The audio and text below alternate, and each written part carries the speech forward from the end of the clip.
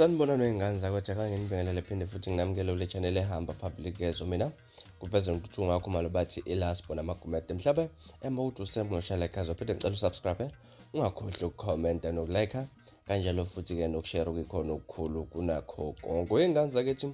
eluyidini limndeni yabagilwa olukaGobela kwaqaksha olundo kuthiwa ke udlwengula amathwasa semancane amathathu abewathwasisa waze-ke wawakhulelisa elilodwa kuGobela ke kuthiwa Zimkhalele ngolesihlanu kulandela ukungenelela komndeni oyedwa wabagila kubala ke kuthiwa kukhona oneminyaka ke engu-14 kanjalo nengu-15 nomunye ke oneminyaka engu-18 okuthiwa ke ukhulele uneminyaka engu-18 kuthiwa yena ke nalo oneminyaka engu-15 uGobela waqala ukubadlwengula ngoMeyi nonyaka ke ngesikhathi bazoqala ukuthwasa isolezo ke lithola ukuthi thwasa lineminyaka engu-14 lona liqala ke ukudlwengula ngenyanga edlule ngesikhathi nalo liqala ukuzothwasa esigodleni ke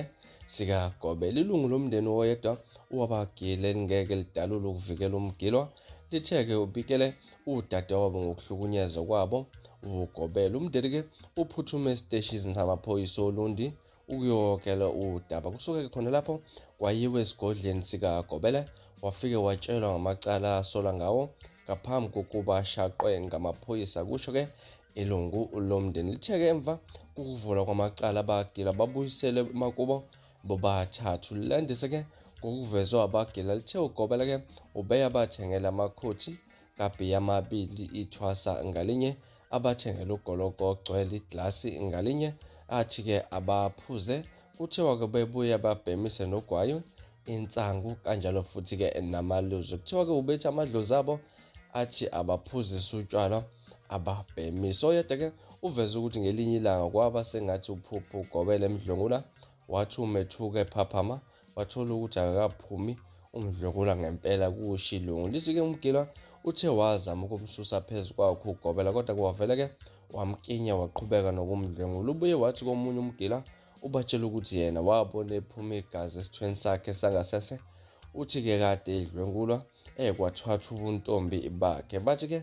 bebethuma bemtshela ukuthi abaphuza utshwala ngenhloso ukubadlwengula uvela abatshela ukuthi ke uma beke basho uzobabulala kuthiwa kubebuya abatshela ukuthi yena unomuthi onzima ongeke aboshwe ngisho ke bangambophisa ubuye ethi ke uzophambanisela izinto zabo ezentwaso laphana ngaphambi ke aphinde ebalungele ilutho kusho ilungu liveze ukuthi ke thola ukuthi uGobela umthetho wakhe ukudlwengula amathwasa akhe njengoba nonkosikazi wakhe wamkhulelisa wabese gijimisa eyomlobola wamgana njengoba ke ezovela kusase enkantolo afuna ngayithola ibail ngoba ke abagila baphephile uma yena ke engaphandle akafuneki lo muntu ke emphakathini bafethu sinjalo izindaba ezihamba phambili lapha kwesengezeni la kuthinta khona udaba esibheka lapha omunye woGobela ukukhulelisa lapha amathwasa yakhe lapha mhlawumbe udaba kanjena uPaul uthini ngala hlala mina comment section kungixoxele kabanzi ukuthi mhlawumbe lithito lwakho uvo ngalo lo daba mina ngaza ukuthi ngilasiboni sengiphuma kanjena nyanithembisa ngiyabuya futhi nezinye izindaba ezilandelayo kwivideo elandelayo wakho subscribe nibe nosuku lomnandi ngithanda khona.